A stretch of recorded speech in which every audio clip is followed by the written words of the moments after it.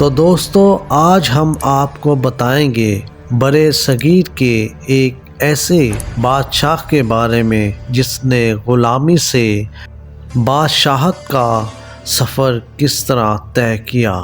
تو آج ہم آپ کو بتانے والے ہیں اس بادشاہ کے بارے میں۔ تو دوستو اس ہسٹری کو جاننے کے لیے ہماری ویڈیو کو آخر تک ضرور دیکھیے گا۔ اگر آپ ہمارے چینل پر نئے ہیں تو پلیز ہمارے چینل کو سبسکرائب کریں، شیئر کریں، لائک کریں اور ہمیں اپنے کامنٹس بھیجیں تاکہ ہم آپ کو ہر نئی آنے والی ویڈیو کا نوٹیفیکیشن بھیجتے رہیں۔ تو آئیے آغاز کرتے ہیں ہم اپنی اس ہسٹری کے بارے میں۔ تو دوستو آج ہم آپ کو جس بادشاہ کے بارے میں بتانا چاہتے ہیں اس کا نام ہے قطب الدین ایبک۔ اس غلام نے کس طرح سے اپنا بادشاہت کا سفر بآسانی طے کیا، آج ہم آپ کو اس ویڈیو میں اس کے بارے میں بتائیں گے۔ یہ ہے لاہور کا سب سے مشہور بازار جسے لوگ انارکلی کے نام سے جانتے ہیں۔ میں یہاں سے گزر کر سیدھا قطب الدین ایبک کے مقبرے کی طرف گیا۔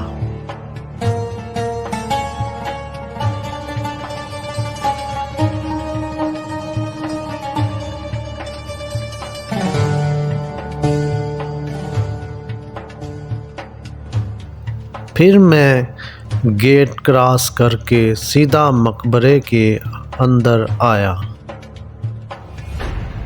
تو دوستو یہ وہ مقبرہ ہے جس کو لوگ قطب الدین ایبک کے نام سے جانتے ہیں۔ اس مقبرے میں وہ شخص آرام فرما رہا ہے جس نے غلامی سے بادشاہت کا سفر طے کیا اور بادشاہ کے تخت پر بیٹھ گیا۔ ناظرین کرامی، وہ ترکستان کا رہنے والا تھا۔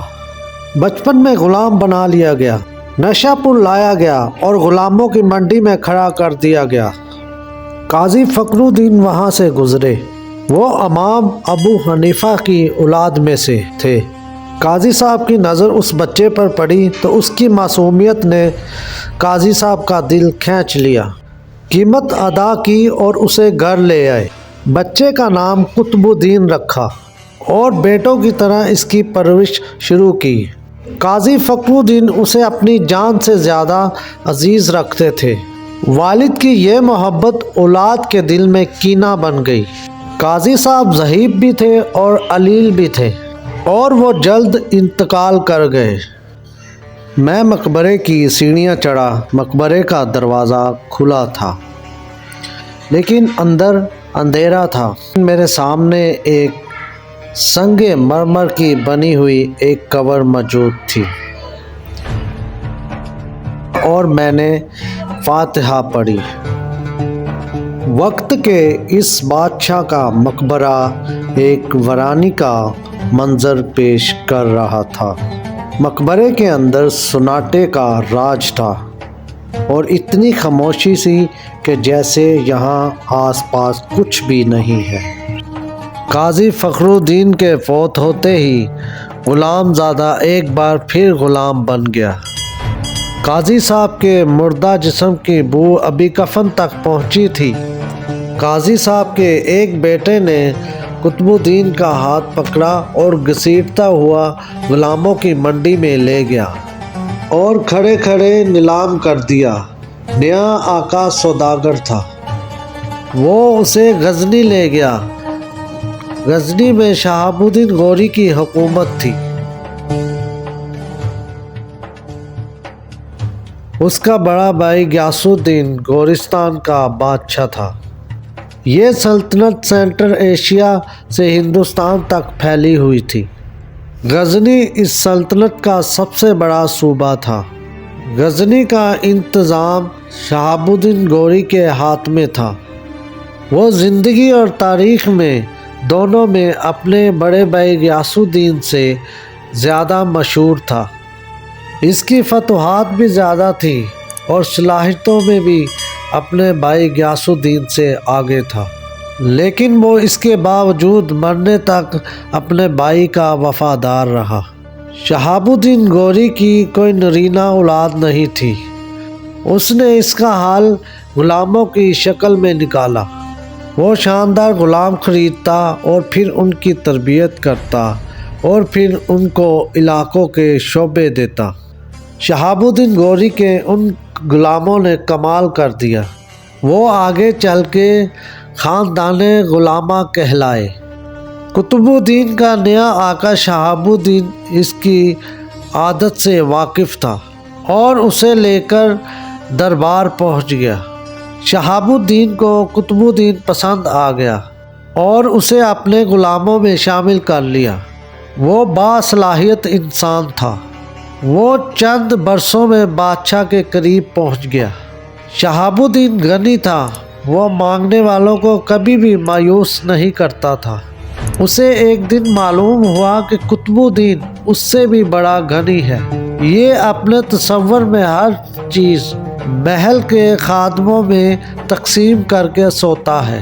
بادشاہ کو یہ ادا پسند آئی اور قطب الدین کو اپنا بیٹا بنا لیا۔ دہلی اور اجمیر فتح ہوئے اور یہ دونوں شہر ہی قطب الدین کو سونپ دیے گئے۔ شہاب الدین اور قطب الدین اس کے بعد ہندوستان فتح کرتے چلے گئے اور سلطنت کے سائز میں اضافہ ہوتا گیا۔ ملتان اور لاہور بھی قطب الدین کی جاگیر بن گئے۔ وہ ہندوستان کا مختار کل ہو گیا، لیکن وہ اس کے باوجود اپنے آقا اور اپنی اوقات نہیں بھولا۔ شہاب الدین غوری جب بھی ہندوستان آیا، قطب الدین نے کوسوں باہر نکل کر اس کا استقبال کیا۔ شہاب الدین بھی پوری زندگی اس غلام پر فخر کرتا رہا۔ شہاب الدین 15 مارچ 1206 کو ہندوستان سے افغانستان واپس جاتے ہوئے گگروں کے ہاتھوں مارا گیا۔ شہاب الدین غوری کے بعد اس کا تخت اس کے بھتیجے سلطان محمود غوری کے پاس چلا گیا۔ وہ سلطان غیاث الدین غوری کا بیٹا تھا اور دارالحکومت غورستان تھا۔ سلطان محمود درویش انسان تھا۔ اس نے تخت پر بیٹھتے ہی سلطنت کے 2 حصے کیے اور پھر یہ دونوں حصے شہاب الدین غوری کے دونوں غلاموں میں تقسیم کر دیے۔ غزنی تاج الدین یلدوز کو مل گیا اور سلطان ہند کا حصہ قطب الدین کو مل گیا۔ قطب الدین یہ سند حاصل کرنے کے لیے دہلی سے لاہور آیا اور سلطان ہند بن گیا، لیکن حسد نے اس کا پیچھا نہ چھوڑا۔ غزنی کی سلطنت پانے والا سلطان یلدوز اپنے آپ کو ہندوستان کا مالک سمجھتا تھا۔ قطب الدین دہلی میں جشن منا رہا تھا۔ یلدوز غزنی سے نکلا، لاہور فتح کیا اور قابض ہو کر بیٹھ گیا۔ قطب الدین واپس آیا اور دونوں غلاموں میں لڑائی ہوئی تو قطب الدین جیت گیا۔ یلدوز واپس غزنی بھاگ گیا۔ قطب الدین نے غزنی تک اس کا پیچھا کیا اور پھر لڑائی ہوئی۔ یلدوز یہ بھی جنگ ہار گیا اور یوں غزنی بھی قطب الدین کے ہاتھ آ گیا اور قطب الدین غزنی میں بیٹھ گیا۔ یہ قطب الدین کی زندگی کا بدترین دور تھا اور اس نے خود کو صرف 2 کاموں کے لیے محدود کر لیا۔ وہ دن رات اپنے دکھوں کو یاد کرتا تھا اور شراب نوشی کرتا تھا۔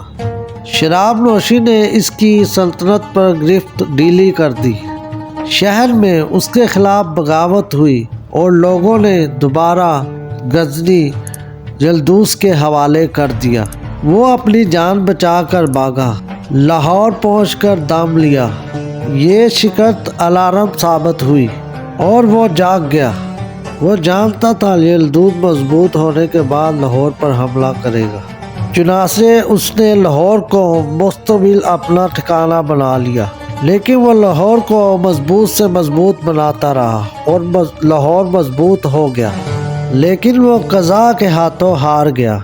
وہ 1210 عیسوی میں لاہور کے قلعے میں چوگان کھیلتے ہوئے اچانک گھوڑے سے گرا اور گھوڑے کی کاٹھی اس کی چھاتی پر گری، پسلیاں ٹوٹ کر پھیپھڑے اور دل میں بے بس ہو گئی۔ شاہی طبیب اسے بچانے کی کوشش کرتے رہے لیکن موت اس سے زیادہ تگڑی تھی اور وہ قطب الدین کی بے قرار روح کو لے کر اڑ پڑی۔ پیچھے اس کا کچلا مچلا بے جان جسم رہ گیا۔ یہ جسم چوگان کے ایک کونے میں دفن کر دیا گیا۔ ناظرین، قطب الدین کو اس دنیا سے رخصت ہوئے 807 سال ہو چکے ہیں اور اس کے ساتھ ہی قطب الدین کا یہ سفر ختم ہوا۔